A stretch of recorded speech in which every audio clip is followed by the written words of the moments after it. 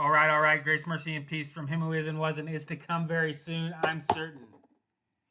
This is Rogue Diabetic, and welcome to the Digital Wilderness. So today we're looking at, we're going to just take a look at a few different things. Um, I will say this, I will start out with this, is the only thing that we really should concern ourselves with right now is the imminent return of Jesus. And to the extent that I'm going to talk about some ancillary things, I'm just going to try to show how this is all converging on a single point. And the single point that's being converged upon is the return of our Lord and Savior Jesus Christ. So we'll start out with this here. Texas smokehouse creek fire consumes 500,000 acres. That's a Reuters article, and if you look at this photograph, this is a dew fire. This is another one of those dew fires. And the other day, the region that I live in eastern Nebraska, and eastern Nebraska and southwest Iowa a few days ago, before these fires broke out, these most recent ones broke out, was in was in a red flag danger area. So I thought they were gonna in Omaha and Lincoln and Council Bluffs were all in it, and I thought maybe they were gonna hit us. Okay, then the next day it moved from eastern Nebraska to central Nebraska, roughly central and west central Nebraska. So excluding the Panhandle, I think. But anyway, then the next day there turns out to be a fire pops up in the central part of the state of Nebraska. One of these wildfires that aren't wildfires. Look at this car and look at those trees. See these trees? They weren't touched by it. But this car is damaged in a way that isn't consistent with what you would expect from just a car that started on fire. Or that was sitting in the middle of a wildfire and they got overtook by a wildfire. The windshield is melted out. I don't know if this was a convertible, but if it's not, then the whole entire roof of the car was melted out. The tires are completely gone. And we can't get a real close look at it. But I've seen in some of these, this is a Mercedes. Wow. I've seen in some of these cars, some of these really expensive cars, they get caught in these wildfires. They'll be the aluminum block of the engine will be melted.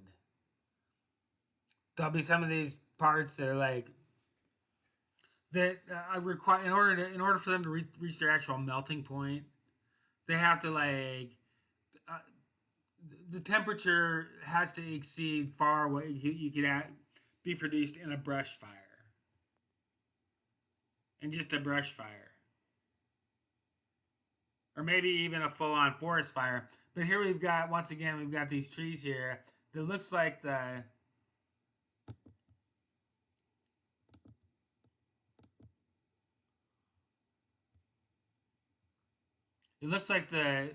leaves have been burned off.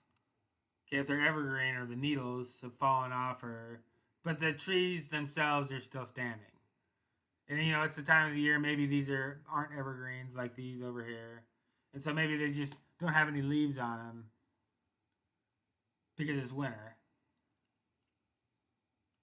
And then down here we have this car that's totally destroyed beyond the capability of just a grass fire. Okay, when I was growing up, people used to burn their road ditches on purpose. Farmers in Nebraska and eastern Nebraska used to deliberately burn their road ditches. Okay. So the idea that these fires can consume hundreds of thousands of acres and cause this kind of property damage is absurd. And leave trees standing. Get out of here. Oh boy, here we go again with this. So we're gonna have to save this for later. Okay, and just before we move on from the Texas Smokehouse Creek fire, that sounds like a barbecue sauce. Texas Smokehouse Creek fire. Get it? A barbecue sauce. Anyway, here it is. This is like, and this is like, this isn't. Look at this tree, and look at these structures. These structures are ash. They're incinerated. Okay, and then you've got all these other trees that look like they're not evergreens because it's winter. Okay, even in Texas it's winter. And I don't know where this Texas Smokehouse Creek is, how far south it is. But it's like winter, you guys. So if it's in central Texas, or you would still expect to see the trees without their leaves. So we've got all these trees that are standing, and the only places where it looks like there were a fire is in this building. It's almost as if they were targeted by some sort of directed energy weapon. Okay, so we've got this nonsense. So this was the big news today. Interestingly enough, it wasn't like it's prominent. It didn't show up, and it showed up in my feed. I saw some stuff in my feed earlier today, but then it kind of disappeared from it. They kind of started pushing other things. Okay, but it's so like it's kind of funny how they intermittently push all this Trump the Trump legal drama, and when you would think that this would be like a pretty big deal. So anyway, the Supreme Court is going to hear Trump's immunity claim, which is, I mean, the whole narrative is just so bizarre because normally, because this whole immunity claim that Trump made in his criminal trial, saying that he's immune from criminal prosecution because he's president. First of all, I think, if I were being honest and I were being like impartial, I would say no. That an ex-president doesn't have immunity, and I'm pretty sure there's precedent on it, going back to the Nixon era. That it's like you're as president, you're immune from prosecution for as long as you're in office, right? The only kind of prosecution that could be an impeachment and an impeachment and removal by the Senate. And so, and essentially, what an impeachment functions as is an indictment, and then a conviction is, and then like a removal is a tantamount to a conviction. So, but they can't like impose any sort of criminal penalty. But once you've been impeached and convicted, once you've left office, that you're still subject to criminal charges. Now, I suppose it's like that could be interpreted either way. But I would say that if things work the way they should work, that once you've left office, regardless of whether you were impeached and convicted, which Trump was never convicted, he was impeached twice but not convicted. So, but regardless of whether you've been impeached and convicted by the Senate, by the House and the Senate, once you leave office, that you're like, regardless, you're subject to any sort of criminal activity that happened during your time in office, right? So that's that would be my impression on that. But this is another thing that's weird about this whole thing, is this whole Trump made a motion to dismiss based on his position that he has immunity. Okay, so the trial court judge overruled the motion. Okay, he overruled the motion to dismiss. So in a real world, if this is real, if any of this was real, you you would like the trial would go on. Okay, you as his defense, you would make the motion to dismiss. Just in case you happen to be in front of a judge that was, you know, partial to that position, for one thing. And then for another thing, you'd make the motion to dismiss so you could preserve the issue for appeal post conviction. Okay, but if it was overruled, you wouldn't. I mean, the appellate court agreeing to hear the motion to this appeal in the first place was a mistake, in my opinion. The appeal court shouldn't have granted cert. Shouldn't have granted the writ of certiorari, which is their fancy way of saying that they agree to hear the case. They should have said no, come back after post conviction, and then we'll take a look at it. Okay, but now now that they have taken it and they've upheld it, now that you've got to let it go to the Supreme Court. The Supreme Court has to take it. So all this crying by the leftists, by the libtards on the left about this being such a travesty of justice is absurd. They should be mad at the appellate court for agreeing to hear it in the first place. Okay, and obviously this is all part of the show. And the appellate court agreeing to hear something like an appeal like this at this point, because it's not really ripe, what they call ripe for appeal. The appellate court, by doing that, has played right into the hands of Trump and Trump's strategy, which is a delaying tactic. But look, you guys, this is all contrived.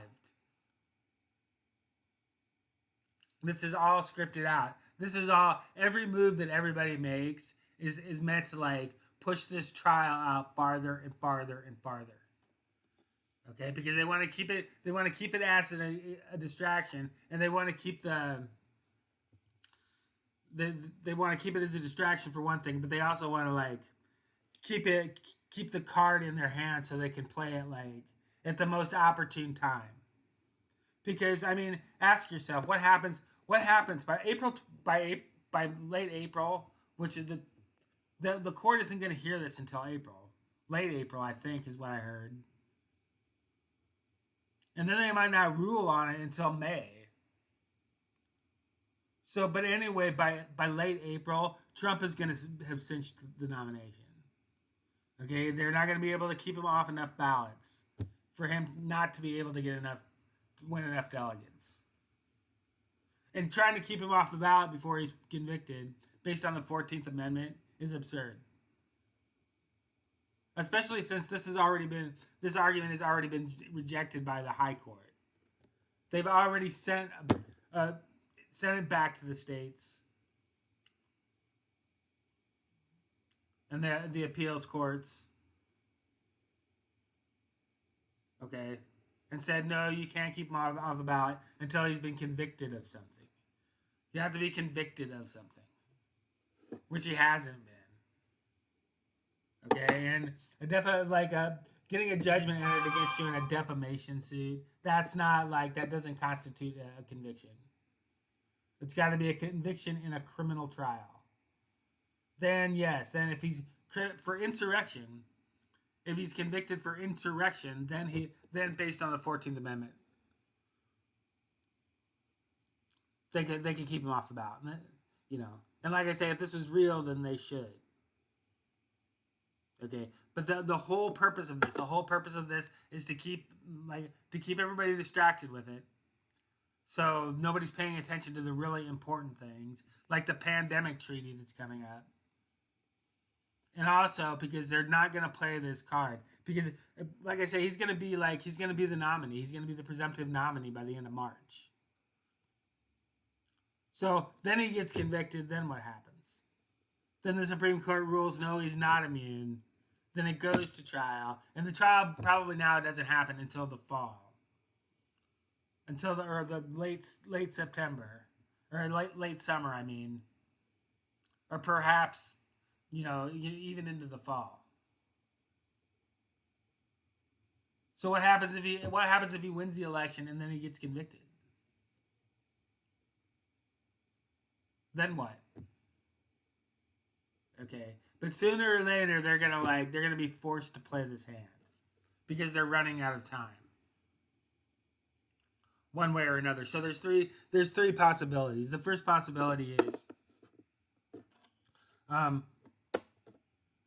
Trump gets the nomination, he wins the election. Well, the next move is the court grants immunity. He says he does have immunity, which that would be beautiful because that would blow it all up right there. All the dummies on the left would be like, ah! you know, and they'd come up with these ridiculous arguments like Scalia and Thomas had a conflict of interest, and if you take away their 2 votes, then you got you still got 4-3. I mean, I can't see any of Trump's unless they all. I mean, yeah, there's so many crazy things that they could do with this. But whoever wins and whoever loses, I mean, if Trump loses this immunity claim, then the game isn't over. It still goes on, right? But if he wins it, it's over, and the left will be like, woo! So, but then the other thing is he doesn't win it. It goes to trial before the election. Obviously, it's not going to be, or around the time of the convention, maybe even in June or July. This finally goes to trial. Then it's like, and Trump gets convicted, right? Then what? So, but then what if he doesn't get convicted? What if it's a hung jury?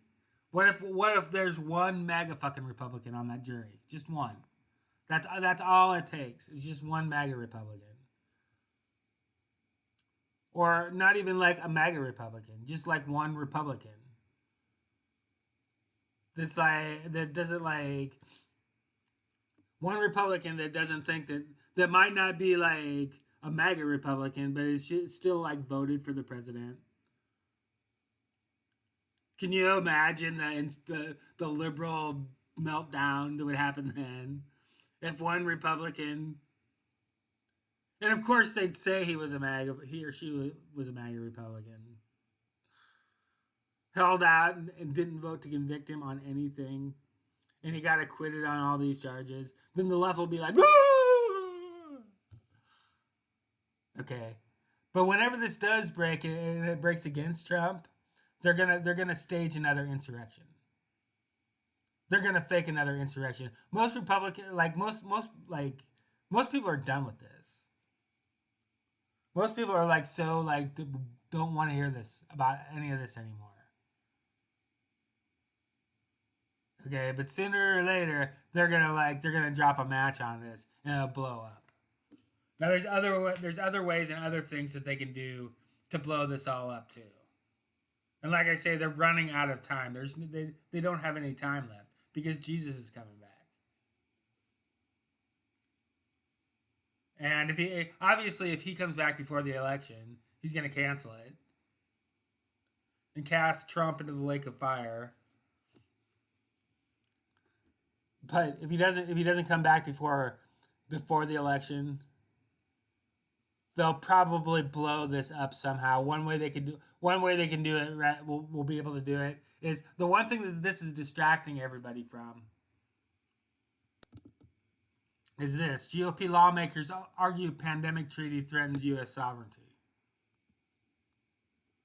Stance on WHO reflects concerns on abortion and intellectual property.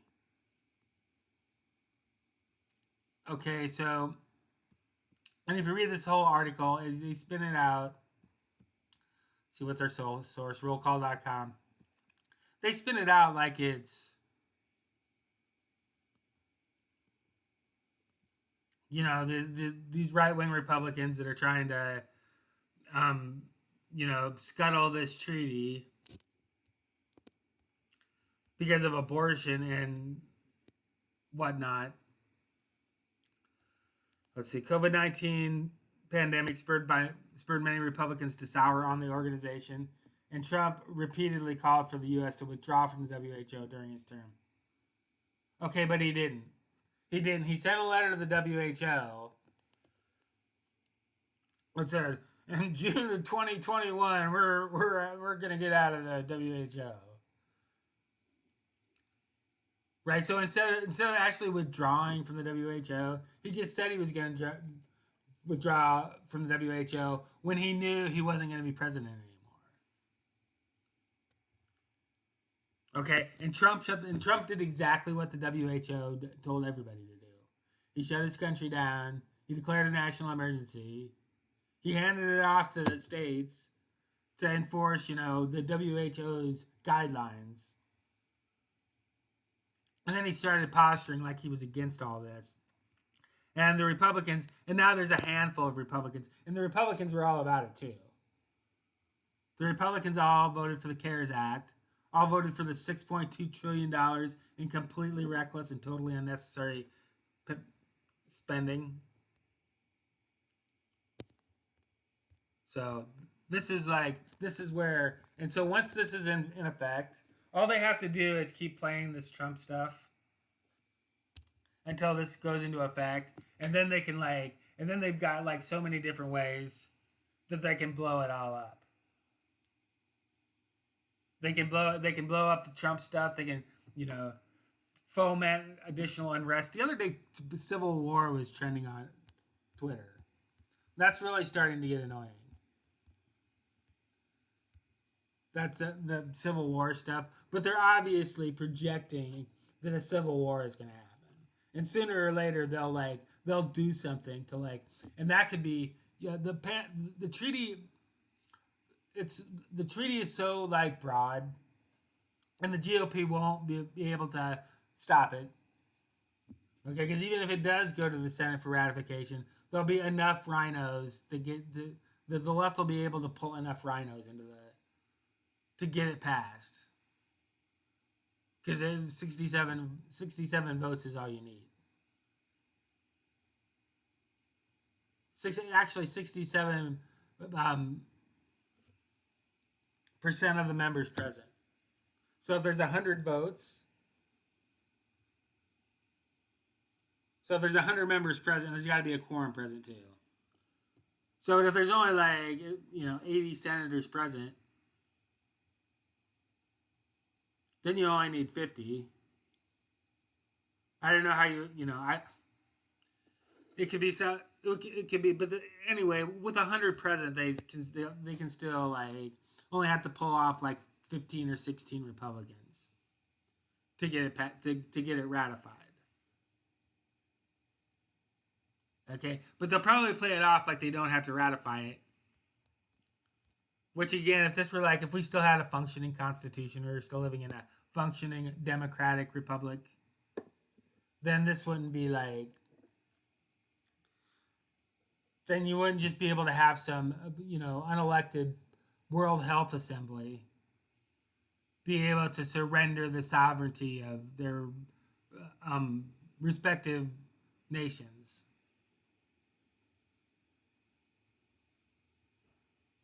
So once this happens, that's end game.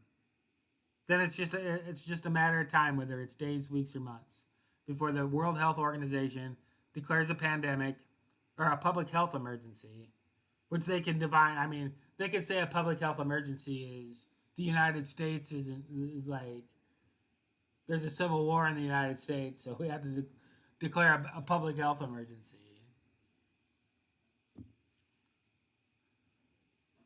So, and it's just a matter of time, whether it's that or another virus, this disease X that they keep talking about.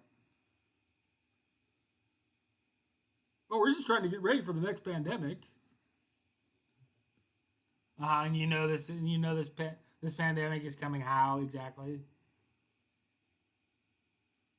Anyway, you guys, I love you. Like, share, subscribe, click the notification bell. Tell me what you think in the comments.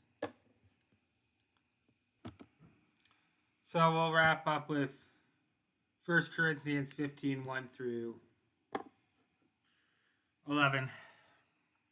Moreover, brethren, I declare to you the gospel which I preached to you, which also you received, and in which you stand, by which also you are saved, if you hold fast that word which I preached to you, unless you believed in vain.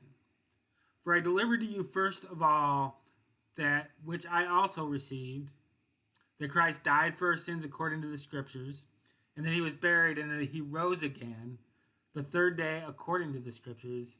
And he was seen by Cephas, then by the 12. After that he was seen by over 500 brethren at once, of whom the greater part remain at the present, but some have fallen asleep. After that he was seen by James, and by all the apostles. Then last of all he was seen by me also, as by one born out of time. For I am the least of the apostles, who am not worthy to be called an apostle, because I persecuted the church of God.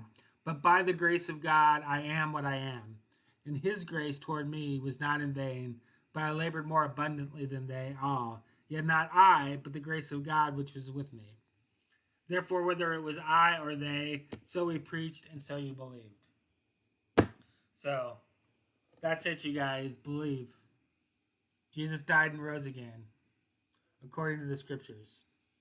Like, share, subscribe, click the notification bell. Tell me what you think in the comments.